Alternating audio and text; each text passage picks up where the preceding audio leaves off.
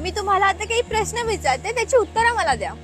तर पहिला प्रश्न हा आहे की तुम्ही दिवसाला किती कमावता 5,000. आणि महिन्याला?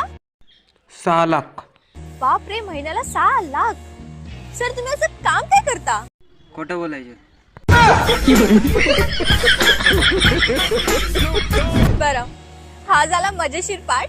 मला खरं सांगा, तुम्ही काम काय करता? मॅडम, तुम्हाला खरं सांगू का, आमच्या गावात मी एकटाच मोठा लोक आहे.